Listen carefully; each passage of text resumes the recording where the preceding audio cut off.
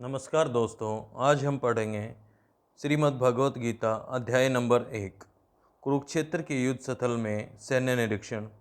धृतराष्ट्र ने कहा, हे संजय, धर्म भूमि कुरुक्षेत्र में युद्ध की इच्छा से एकत्रित हुए मेरे तथा पांडु पुत्रों ने क्या किया। संजय ने कहा, हे राजन, पांडुपुत्रों द्वारा सेना की चक्रव्यूह रचना देखकर राजा दुर्योधन अपने गुरु के पास गया और उसने ये शब्द कहे, हे आचार्य, पांडुपुत्रों की विशाल सेना को देखो, जिसे आपके बुद्धिमान शिष्य द्रुपद के पुत्र ने इतने कौशल से व्यवस्थित किया है। इस सेना में भीम तथा अर्जुन के समान युद्ध करने वाले अनेक वीर धनुधर हैं, यथा महारथी, युयुधान, विराट तथा द्रुपद। इनके साथ ही धृष्टकेतु, चेकितान, काशीराज, पुरुजित, कुंतीभोज तथा सभ्य जैसे महान शक्तिशाली योद्धा भी हैं।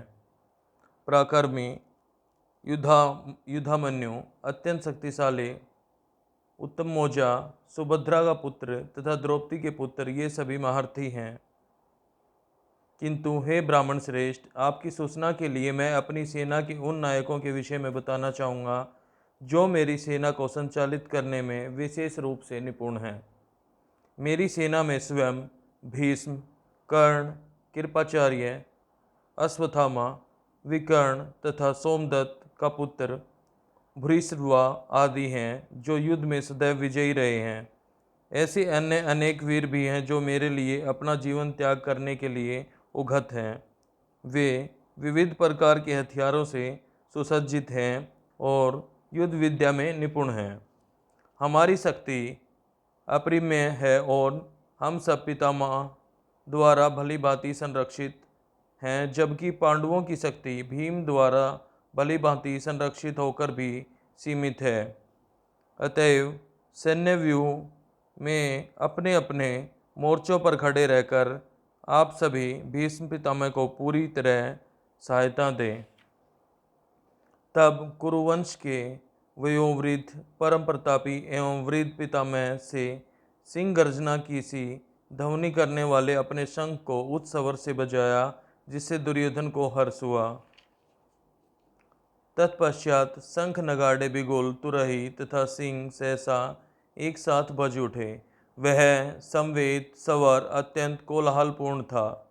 दूसरी ओर से श्वेत घोड़ों द्वारा खींचे जाने वाले विशाल रथ पर आसीन कृष्ण तथा अर्जुन ने अपने अपने दिव्य शंख बजाए। भगवान कृष्ण ने अपना पंचजन्य शंख बजाया, अर्जुन ने देवदत्त शंख तथा अतिभोजी एवं अतिमानवीय कार्य करने वाले भीम ने पौंड्र नामक भयंकर शंख बजाया।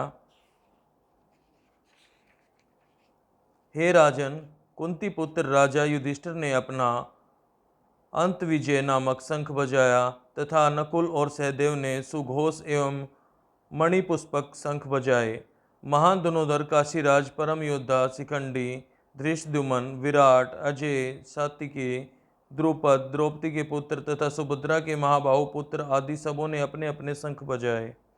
इन विभिन्न शंखों की ध्वनि कोलाहलपूर्ण बन गई, जो आकाश तथा पृथ्वी को शब्दायमान करती हुई धृतराष्ट्र के पुत्रों के हृदय में विदीर्ण करने लगी। उस समय हनुमान के से अंकित ध्वजा लगे रथ पर आसीन पांडुपुत्र अर्जुन अपना धनुष उठाकर तीर चलाने के लिए उद्यत हुआ। हे राजन, धृतराष्ट्र के पुत्रों को व्यूह में खड़ा देखकर अर्जुन ने कृष्ण से ये वचन कहे।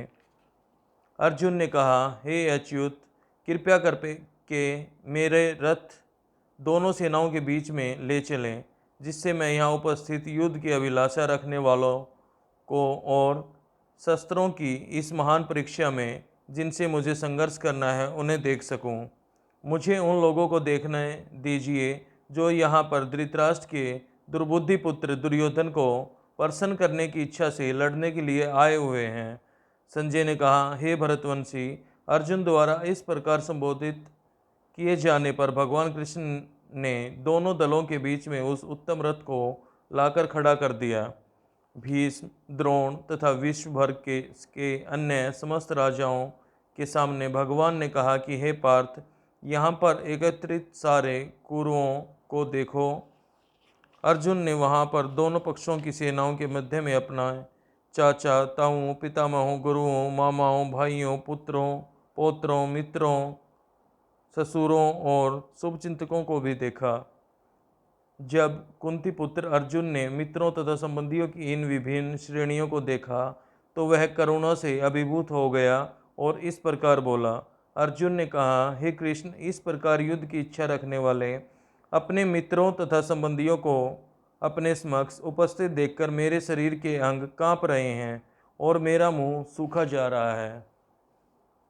मेरा सारा शरीर कांप रहा है, मेरे रोंगटे खड़े हो रहे हैं, मेरा गांडीव धनुष मेरे हाथ से सरक रहा है और मेरी त्वचा जल रही है। मैं यहाँ अब और अधिक खड़ा रहने में असमर्थ हूँ। मैं अपने को भूल रहा हूँ और मेरा सिर चकरा रहा है। हे कृष्ण, मुझे तो केवल अमंगल के कारण दिखाई दे रहे हैं।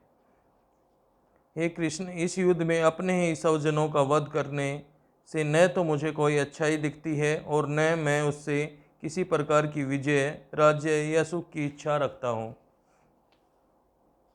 हे गोविंद, हमें राज्य, सुख अथवा इस जीवन से क्या लाभ, क्योंकि जिन सारे लोगों के लिए हम उन्हें चाहते हैं कि वे इस युद्ध भूमि में खड़े हैं। हे मधुसूदन, जब गुरुजन, पितृगण, पुत्रगण, पितामह, मामह, ससुर, पौत्रगण, साले तथा अन्य सारे संबंधी अपना अपना धन एवं प्राण देने के लिए तत्पर हैं और मेरे समक्ष खड़े हैं, तो फिर मैं इन सबको क्यों मारना चाहूँगा, भले ही वे मुझे क्यों न मार डालें।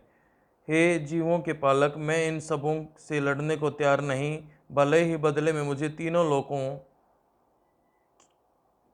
लोग क्यों न मिलते हों।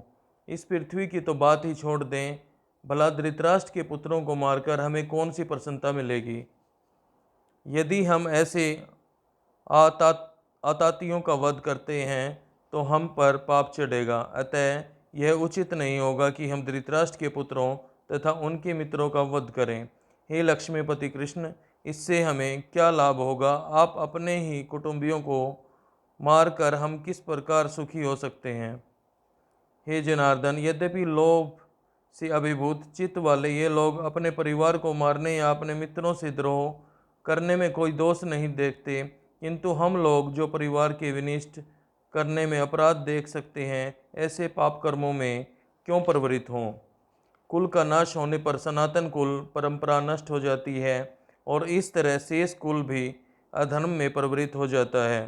हे कृष्ण, जब कुल में अधर्म प्रमुख हो जाता है तो कुल की स्त्रियां दूषित हो जाती हैं और स्त्री तत्व के पतन से ही वृषणवंशी अवांछित संतानें उत्पन्न होती हैं। अवांछित संतानों की वृद्धि से निश्चय ही परिवार के लिए तथा पारिवारिक परंपरा को विनिष्ट करने वालों के लिए नरकीय जीवन उत्पन्न होता है। ऐसे पतित कुलों के पुरखे पितृलोग गिर जाते हैं, क्योंकि उन्हें जल तथा पिंडदान देने की क्रियाएं समाप्त हो जाती हैं। जो लोग कुल परंपरा को विनिष्ट करते हैं और इस तरह अवांछित संतानों को जन्म देते हैं, उनके दुष्कर्मों से समस्त प्रकार की सामुदायिक योजनाएं तथा पारिवारिक कल्याण कार्य विनिष्ट हो जाते हैं। हे प्रजापालक कृष्ण, मैंने गुरु परंपरा से सुना है कि जो लोग कुल धर्म का विनाश करते हैं वे सदैव नरक में वास करते हैं। ओह, कितने आश्चर्य की बात है कि हम सब जघन्य पाप कर्म करने के लिए उद्यत हो रहे हैं। राज सुख भोगने की इच्छा से प्रेरित होकर हम अपने ही संबंधियों को मारने पर तुले हैं। यदि शस्त्रधारी धृतराष्ट्र के पुत्र मुझे निहत्थे तथा रणभूमि में प्रतिरोध न करने वाले को मारें तो यह मेरे लिए श्रेयस्कर होगा। संजय ने कहा, युद्ध भूमि में इस प्रकार कहकर अर्जुन ने अपना धनुष तथा बाण एक ओर रख दिया और शोक संतप्त चित्त से रथ के आसन पर बैठ गया। यदि ये जानकारी आपको अच्छी लगी हो तो वीडियो को लाइक करें, शेयर करें और कमेंट में राधे राधे जरूर लिखें।